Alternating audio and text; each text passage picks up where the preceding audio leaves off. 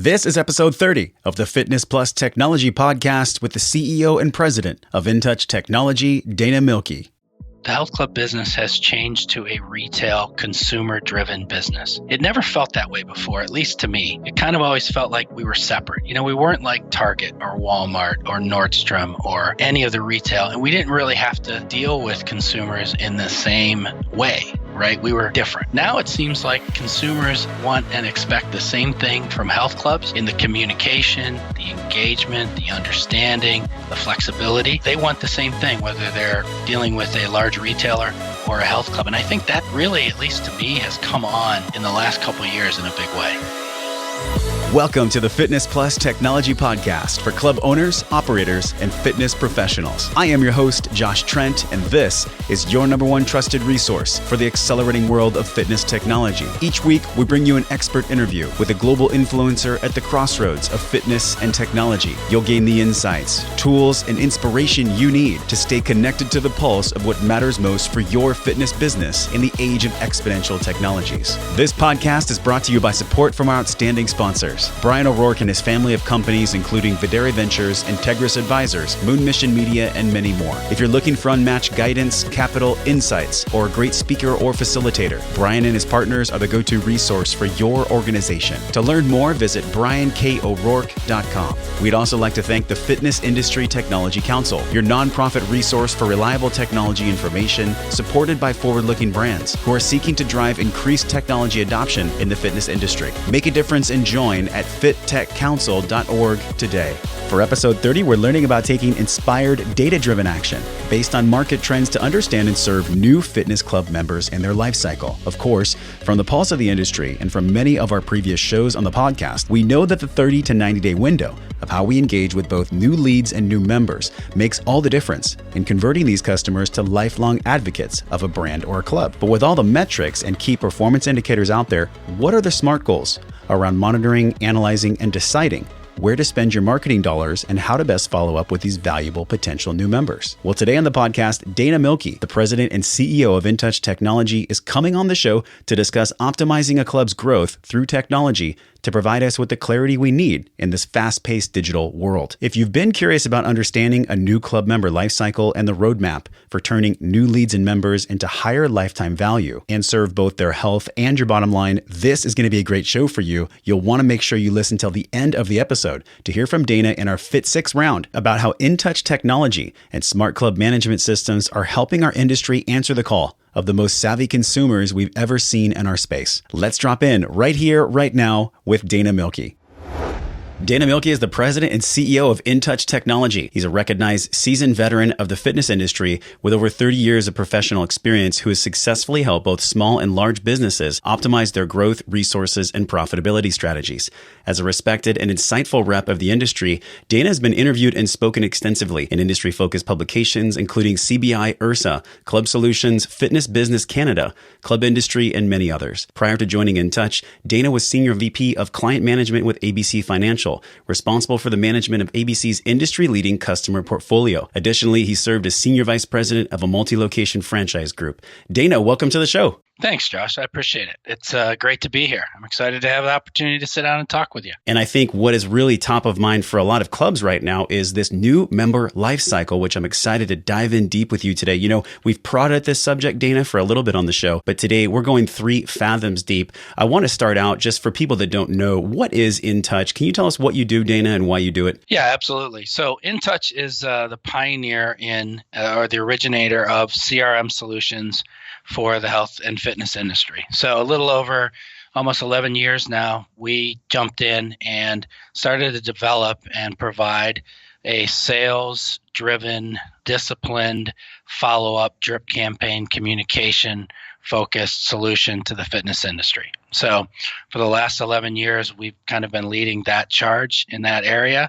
And really over the last, let's say, year, I came on board as a CEO in June. We've really taken a look at expanding what we're doing from really just lead and member acquisition, to really thinking, okay, what happens when they become a member? How do we make sure that the clubs are engaging with them and helping to retain members for a longer period of time? So we started as the pioneer in the member acquisition side. And now for us, member lifecycle management takes a look at how do we help clubs throughout the entire process, from when someone becomes interested in the club to when they go into, let's call it the graveyard, when they can either no longer exercise or they move outside of, out of the state or away from a particular site. And I think your experience is a great vantage point for a lot of new and longer term club owners, because you've worked in the industry for 3 decades. Tell us about the origin. You were at Gold's Gym that led you to InTouch. We were like, I think everybody else in the industry at the time, and for a number of years, we used a book, right, at the front desk. And if someone came in the door, we wrote it in the book, and then we gave a slip of paper to the salesperson, and the salespeople had folders, and you stuck one of the pink slips in your folder for follow-up, and everything was otherwise super manual, right? Everything was super manual. You had to rely on your salespeople. You had to kind of hover over them like a hawk to make sure that they were following up in the appropriate way, the time frames and all that kind of stuff. And it just got to the point where, having experience in other industries and looking at the ways other people were doing it, there were better ways to do it. There was a more automated way to do it. There was more, you could leverage technology to take paper out of the equation and really help support the salespeople and the clubs with an automated system. And so in the search to be able to do that, to move from paper to automation, that's when I became aware of InTouch. And this was probably 10 years ago. And so we brought InTouch in and began to use them again, to drive out that paper system where you had the full, the binder at the front desk. And that's really when I first became aware of them. And I'm thinking back to when I was a trainer, 2006, 2005, when I first started. And I can remember those pink slips that you were mentioning. It was such an archaic way of keeping track. And I remember the 3-ring binder. Now we're seeing clubs adopt technology at a rapid pace. Can you tell us a little bit more about the nuts and bolts of a new club member life cycle? We'll dive into the lead capture data as well, but unpack that beginning stage of a member coming into the club. What does that look like now using InTouch? So we start with, we actually start at the very beginning, where clubs are now leveraging technology around social media and other ways to attract prospects. And we pull them in from web forms, from Facebooks, that kind of stuff. And you pull it into our system. They then are identified as a lead, and then they're put into let's call it a funnel. And so the funnel is built around different communication types, where you're contacting a lead either through a phone call, through text, through emails, that sort of thing. Obviously a lead is assigned to, if the club has a salesperson, it's assigned to the salesperson. But then we're doing drip campaigns to make sure that we're talking to leads. We're setting up follow-up routines in the agenda for the salesperson. We're providing managers with oversight into how those contacts are being communicated with. And then we're following them all the way into bringing them into for an appointment and a tour. I'm helping clubs now we just are introducing a sales presentation module that we call InTouch Presents, which allows clubs to customize their presentation to the point where the salesperson just walks through the most updated and recent pricing that a club has, all the way up to and including make a sale. So we work with most of the major club management systems. Shout out to my old friends at ABC Financial and Jonas and MotionSoft and those bigger groups, along with MindBody and others. And we just bring prospects right from the beginning all the way into a club, create a sale in the club management software, and then we take it further and we follow up with them after they become a member. Congratulate them on becoming a member. We help them set up PT appointments, right? Because we all know that key to keeping members longer term is getting them engaged up front. You can't just go, oh, you're a member, thank you very much. It's like the old days and go, You're on your own. You've got to go, hey, you're a member. Thank you very much. Now here's all the things that we can do for you. And that's one of the things that we work on with clubs is setting up PT orientation appointments, following up after that to see gauging their interest and that kind of thing. So it's talking to the prospect in the right way throughout the initial process. It's bringing them on and helping make it a seamless process for them to become a member. And then once they become a member, then communicating with them post becoming a member about the different areas of a club, whether it be personal training, small group training, group exercise, different types of clubs that they could become part of, like running club. And really in that first 30, 60, 90 days, communicating and trying to stay engaged, helping the club stay engaged with a member. And we know this 30, 60, 90-day window, it is the most pivotal, Dana. We've talked about this a few times on the show. And I want to pump the brakes here because you talked about getting people in the funnel, whether it's Facebook, Google, and then there's a specified communication pathway to get that member more engaged. But what does that look like? How can clubs effectively analyze this lead capture data to make better decisions from their sources, whether it be Facebook or the web or others? Yeah, so one of the things that we do with Insights, right, is because it's a dashboard and it has a lot of filters and the ability to drill down. And, this is really what our clubs have been pushing us to do. And that's one of the keys, I think, as a vendor. One of the things that we really try hard to do is listen to the market and what the market needs and, what's going on in the market and what's that new piece of information and that new data point that they need to help them. And this was one that came up often. Right, Josh? They said, hey, we need to know how effective our campaigns are. We need to know how effective we're doing with these different areas because we can make a decision off of that. And really, when you look at the MAD process, again, that monitor, analyze, decide piece for us, we help them understand each of the different campaigns that they're driving, whether it be Facebook, whether it be, mailings, whether it be email campaigns. You're able to run filters on Insights, look at the different things and then say, okay, here's how many leads are coming from this. Here's what the conversion rates are. Mm-hmm. And through that, you can then go, hey, look, we got 100, we'll just use a round number because it's easier math. We got 100 sales and 50 of those this month came from Facebook and we only spent 10% of our marketing budget on that. So if I'm a club owner, I look at that and go, hey, I need to take my investment and I need to move it over. I need to shift it over because this is what the numbers are telling me to the area that is really driving the most quality, not just leads, but most quality leads. And quality leads, I think, to any health club are those that can be converted into members. It surprises me too that you mentioned the mailers, Dana. How much of that do you see clubs using that are actually successful and then combining the call to action from the mailer in a technology system? One of the things that's interesting about this industry is it is changing rapidly, right? We're in a very interesting time where technology is rapidly becoming commonplace. However, there's still a very large part of the market that still sees mailers as hugely important, that still sees reaching out to the community, putting flyers on cars.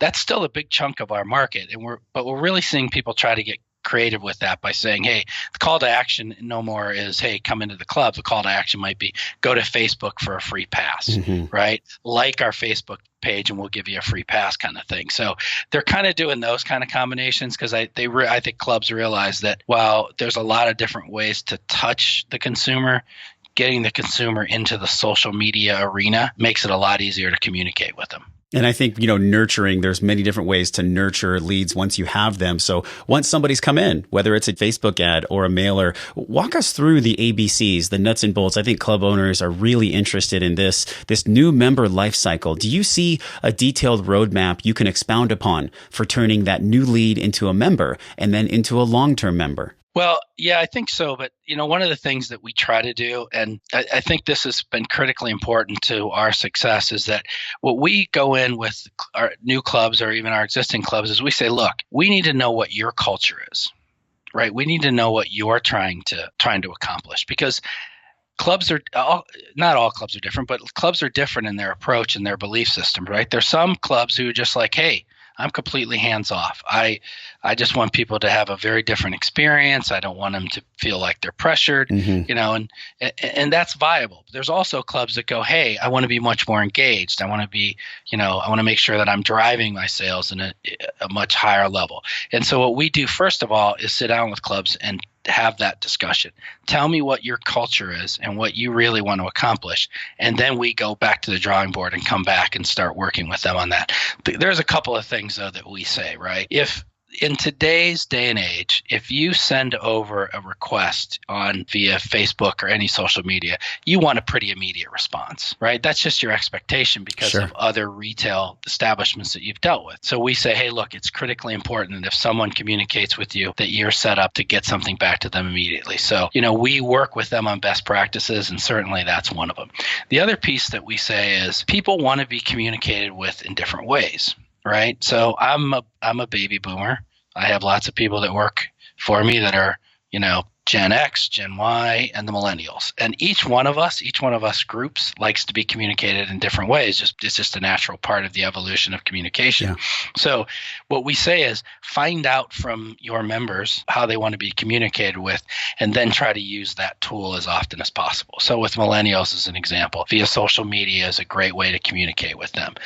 Gen X, Gen Y might be more text and, baby boomers are probably more email and phone calls. So try to match your communication style with what that prospect wants, but then make sure that you're consistent with it. And again, it's got to be consistent in two ways: consistent with your culture, but then consistent with, hey, we're going to talk to them day one, then we're going to send out another on day 7, another on day 15. And so you get kind of really consistent with how the public sees you and how you talk with the consumer. So again, there are some things that we recommend, right? Like, hey, right away, if someone sends a social media link, make sure you get right back with them because that's what they expect. We also say, hey, make sure that they're reaching out via phone call, whatever connection method you want, and then make sure that it's consistent with not only regular communication, but consistent with the culture that you're trying to create. And I think a clear call to action here for anyone listening is that however the client or the potential new customer reached out to you, continue to communicate with them on that channel. Is that correct? Yes, that's absolutely correct. And of course, prompting to close, one of the mistakes that a lot of sales people make in clubs is missing the cues that lead to the closing of the sale. Maybe someone is in a 30-day trial or a 2-week trial or whatever it is. What does that look like? What technology metrics or KPIs can clubs look at with InTouch and really just from their own consciousness? How can we get these members that are new to turn into long-term ones? I think it's making sure that you find out what their interest is, right? More and more as consumers, we're starting to filter, right? Because there's so much communication out in the world today. When I was growing up, there was only TV and radio. Now there's 5,000 other ways. So we get really and are getting better and better at filtering out communications that don't speak to us. And so I think that's one of the things that we're driving towards as a vendor in this industry, but also clubs need to start thinking about is how do I capture the interest that an individual has and then really talk to them that way. Drilling down, I like to go to cycling classes, right? That's one of the classes I like to do along with personal training. But you could talk to me all day long about yoga. I'll shut you down because it's not something I'm interested in. Mm-hmm. But if you're communicating with me, whether it's text or email or phone call about cycling or about, hey, I love to golf, so you just introduced a new golf strengthening class, man, I'm all about that. And I'm going to get engaged with you because of that. And so I think really clubs have to start thinking about, first of all, how an individual likes to be communicated with, but then also what their interests are, and so that you can get through the noise that's all around. And you're right. I mean, there's so many things that are capturing people's attention. And I was at a conference this weekend, and one of the speakers on stage said, attention is the new currency. There's so many things that are taking people away from what it is they really want to do, including their health and wellness. And when we look at common mistakes that happens in communications, what I'm hearing from you in the past couple minutes is that it's not about having a club's template that you want the member to fit into. You really have to decide, how does this member like to communicate with us? I'm curious what you see for best practices when it comes to this. How do clubs take advantage of technology to make sure they're ticking all the boxes for how that member wants to be communicated to and also what that member's interests truly are? What you just said was really, really powerful. It used to be that there was a template that you fit prospects into, right? This is my club. This is my template. You have to fit into me. Yeah. Now, and this is where I think clubs and technology providers and the industry is being challenged more and more. We now have to understand how they want things, not how we want things. And so that's one of the biggest transitions that we're seeing over the last several years in the health club industry.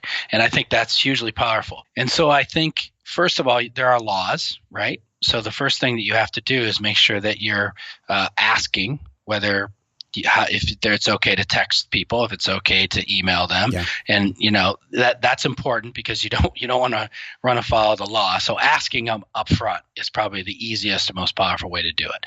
And then obviously in our system, if you get the okay and the approval, then that sticks in our system. And then there's things later on if you want to unsubscribe, we help clubs with that too. But really, up front, it's asking them, right? And there are clubs out there that are afraid to ask, and I get that because you don't want somebody to say no and shut off a potential communication avenue. But at the end of the day, if you're not asking and you're not getting permission, you're really not in step with the way that consumers want to be treated. Where do you think that fear comes from, or why are they so afraid to ask? Well, I think in our industry, there's fears around the sleeping giant, and there's fears around if I don't barrage them with information about us, they'll go somewhere else, right? I think it's their fear of competition, and I think it's fear that, there's a gap between what I'm able to deliver today and what the consumer wants, and I think it's a fear of unknown, right? Millennials are flipping the consumer world upside down. Yeah. And if you've been around for a long time, it's kind of hard to follow what they're doing. And so, there's fear of the unknown. There's fear of this is the way I've always done it, right? There's the sleeping giant fear. And so I think a bunch of different things kind of come into that. I think it's a mistake, in my opinion, because that's not the way that people want to be dealt with. They want to be dealt with directly up front. They don't want kind of like, oh, because I didn't ask you this and you didn't tell me that, I'm going to barrage you. Mm-hmm. I think that sets up a relationship of mistrust that ultimately leads to not what we want in this industry, which is more engagement, more use, more healthy people. I don't think that there's going to be any change in how people use texting. I think it's going to continue to increase. Some of the guests we've had on the show are talking about how they're integrating text messaging into their funnel, into getting that new member to become a long-term one. It reminds me, we'll link this in the show notes. You have a white paper people can download, Drive Mid-Month and Closeouts with Text Messaging. There's a unique section in here where it talks about making the compelling offer. Can you tell us about a compelling offer through text messaging? What we see is that people want to be able to try the facility to really see if the facility matches them, and they want to do it in a non-pressured way. So they want it, hey, here's a free 7-day pass, come on in, use it, make sure that it fits with you. Some referral offers are very powerful via text. We've got a ways to go in this industry to be more creative, to be a little bit better. And so I think that's where a lot of people are using it. Hey, your friend, right? Your friend Josh told me that you like to work out and you might be interested in our club. Here's a 7-day pass on Josh. Thank him when you see him. Come on in and get it activated and try us out. Putting a time call to action on this is big as well, because if it's just some open-ended text, they're going to forget about it. How important is it to put a time limit on that call to action? That's an interesting one, because I think there's two schools of thought on it. One is that if you put a time frame on it and they just don't get to it and it's a week, then you've kind of lost it. So I think what most clubs these days are doing is saying, hey, come in and activate your free pass. Once you've activated it, then you have 7 days. So I kind of see both sides of the argument. I think I generally fall down to, hey, if I issue this to you today and you happen to go out of town because I travel, this is kind of my own bias because I travel. If I happen to be traveling that week and I don't get in, then it expires on, next Monday and I haven't even been in town. Then, you're kind of limiting your ability to promote them. So I think having the timing set so that when someone comes in, it activates and they have 7 days from activation, I think is important. There are some clubs now that are trying to do both, like, hey, your ability to activate it expires in 7 days.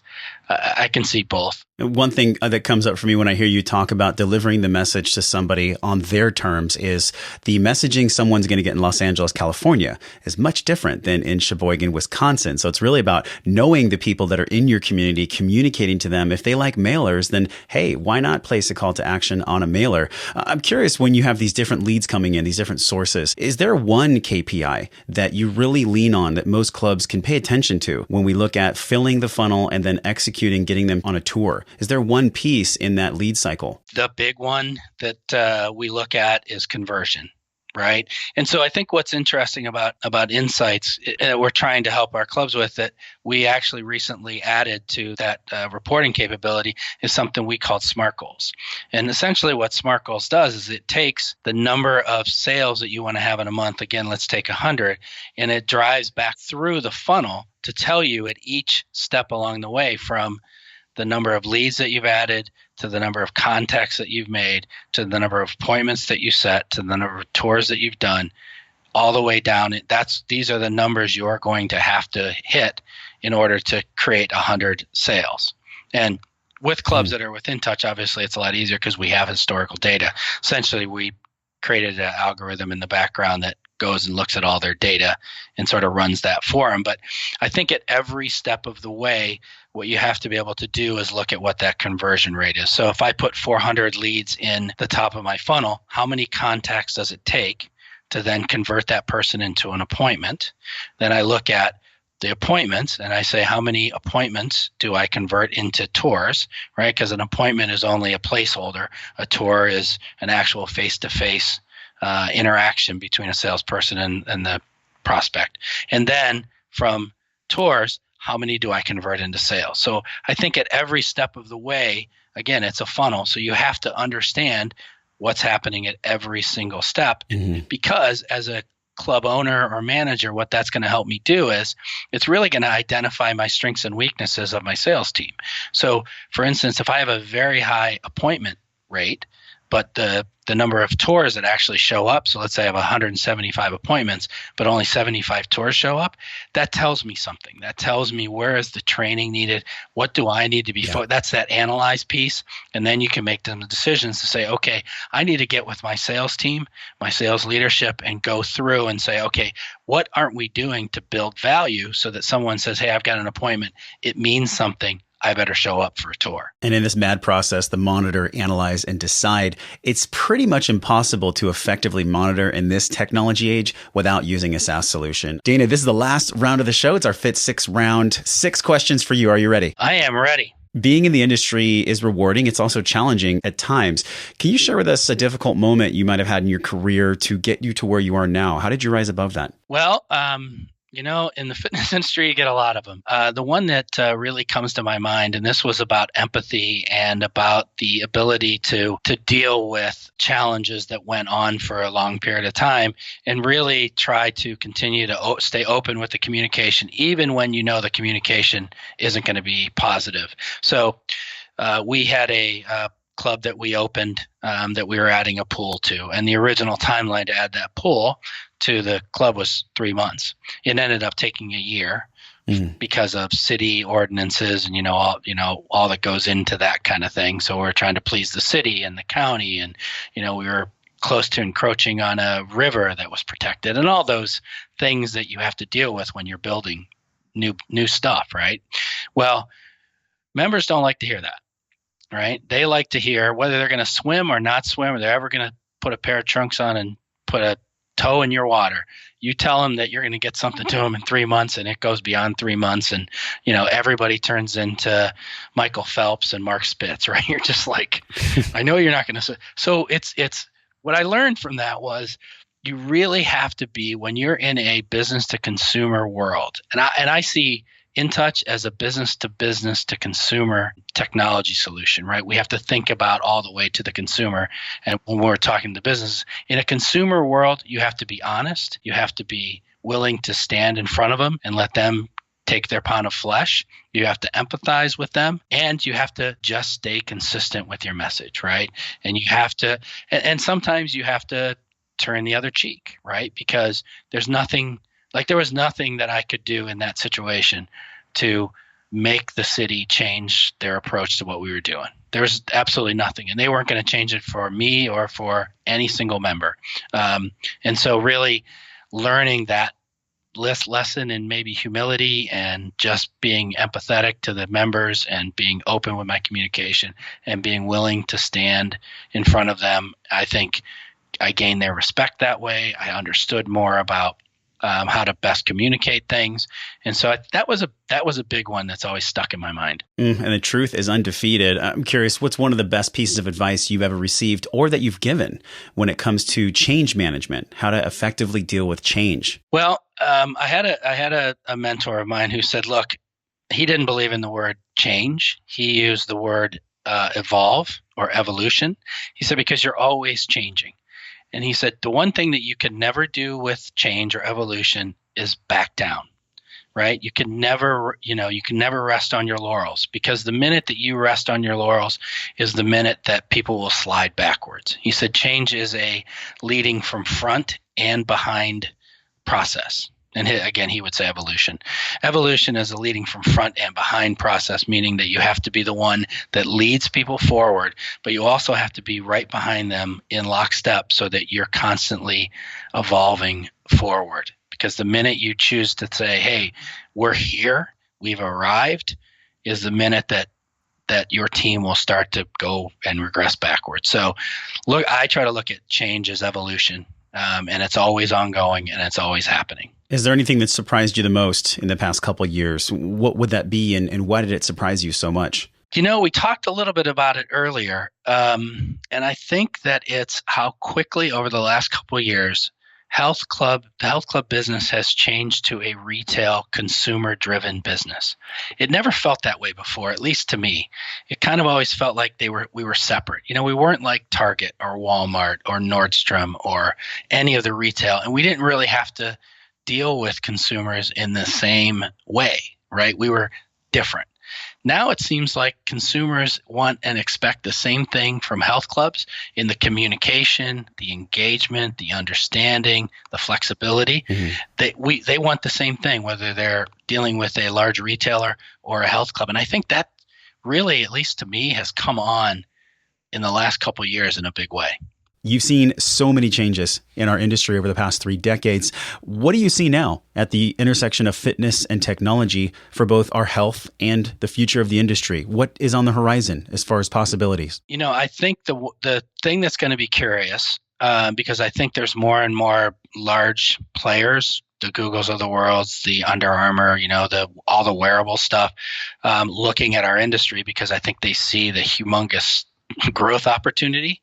I mean, when you look at 36.5% or some crazy number like that of the U.S. population alone being obese and the rest of the world is following, sadly, us behind, they look at it as an area that no one has the key, right? No one has figured it out as to what can we be doing differently to help people understand the absolute importance of healthy eating and exercise, et cetera. And so I think they see this as a really good opportunity because, listen, shouldn't it be easy? Eat less, exercise more. That's an easy message, but no one's really figured that out. So I think technology that's going to help people manage their behavior better is, I think, the thing that will eventually come around to this industry. And there are people that are early adopters and late adopters as well. So what do you look for personally, Dana, to become an early adopter from a mindset perspective? Every early adopter I've ever had the privilege of knowing or working with or being part of are those people that say, no, we're not good enough. We're hungry. We could be the best in our space. We could be the best in our geographic region, or people could see us and, be the best. But I think you have to be hungry. You have to go, yeah, okay, we're good here, we're whatever here, but man, that could make us better. We should try that. It's a curiosity, it's a hunger, it's a restlessness, I think, and it's a willingness to never settle and say, gee, we're doing really good here. It's always we're doing really good here, but look at that cool thing over there. That could make us better. The shiny object syndrome, yeah. Right. They have a great idea. I wonder if we took that here, right? And early adapters, I think, as businesses have to have those core people in the center of their business who are doing the day-to-day driving of the business, right? But then I think every early adopter has to have those people that sit out on the edge and do the bright, shiny object. I mean, most of the time when people say that, I think today they think of that as a negative. And in some cases it is. But I think in a lot of cases, businesses need those people that go, yeah, we're doing okay here, but man, look at that thing. That's cool. We should try that. And they bring those kind of ideas into the business and start to play around with them. So to me, an early adopter is always someone who is already successful, but is hungry, curious, restless, and driven. We looked at many parts of the new club member lifecycle today, Dana. Is there anything as parting guidance that club owners should be looking at in the next 6 months when we're expounding upon this fact that members want what they want and we get to communicate with them on their terms? What is parting guidance for understanding new club members? I think it's understanding what their interests are. I think it's figuring out a disciplined way to communicate with them. I think it's taking your culture, and whether it's with social media or with technology or whatever it is, and making sure that the technology that you're selecting reflects your culture. Because more and more, I think consumers kind of get who we are as a business. And so if you try to become something that you're not, step outside of who you are or who you want to become, I think they get that. And I think more and more, the quote unquote used car sales approach is really turning consumers off. So make sure that whatever you use, whether it's social media, technology, new equipment, it's reflective of your culture, your belief sets, systems, your integrity, because millennials driving this particularly, but I think consumers want to connect with businesses that have integrity and big believers in their own culture. Great points. And we'll link the episode with Bobby Capuccio, Creating Company Culture in a Digital World. You can make those connections between a SaaS platform and culture in this digital landscape, Dana. So thank you so much for sharing your expertise on the show. Where can people learn more about what you're up to for 2017 and InTouch? So you can learn more at www.intouchtechnology.com. I think is probably the easiest way to connect with us. From there, there's phone numbers and emails and other ways. But to me, that's the easiest way to get to us. The last thing that I probably should have mentioned in the last answer is I think that data is king. So the more data you can get about what your business is, who your consumers are, and use data to drive, the monitor, analyze, decide piece. I think the data and actual facts of who your customers are is a huge thing to be looking at over the next 6-12 months and beyond. And I think you and Kevin Plank from Under Armour have the same vantage point when he said data is the new oil. Thank you so much for coming on the show, Dana. We appreciate your time. Yeah, Josh, thank you very much. I appreciate the opportunity to talk to you guys. It should come as no surprise that the days of managing appointments and lead acquisition with pen and paper are old news. And Dana believes with smart algorithms and the right central hub of data to monitor a customer's journey, from a Facebook click all the way to them taking a tour and signing up in your club, is what every facility must have as we look at the ever-demanding wish list of consumers. Communicating with the members via text or phone or email does not happen anymore in the industry space like it used to. So with smart technology and the majority of members and consumers making decisions and engaging with clubs, primarily through their mobile device, what separates the great clubs from the good ones will be learning to use technology to engage with how the member wants to talk to the club, not how the club wants to talk to the member. Dana believes that we've never been in a more exciting time to work in the fitness industry, especially when we take that 30,000-foot view to see how both technology is supporting our industry to address the rising obesity epidemic, and how smart, data-driven, technology-focused clubs will inspire and motivate new potential members at their deepest needs using the language they understand. Thank you for listening to the Fitness Plus Technology Podcast. Here's a quick message from Brian O'Rourke. Hey, Josh, thanks so much for doing this great podcast. Friends, if you're enjoying this podcast, you're really going to enjoy following at Fit Tech Council. Follow me at Brian K. O'Rourke.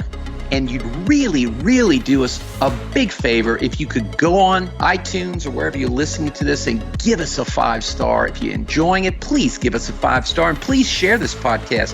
Help spread the word about technology and the great opportunities it is creating for our industry space. Thanks so much for listening.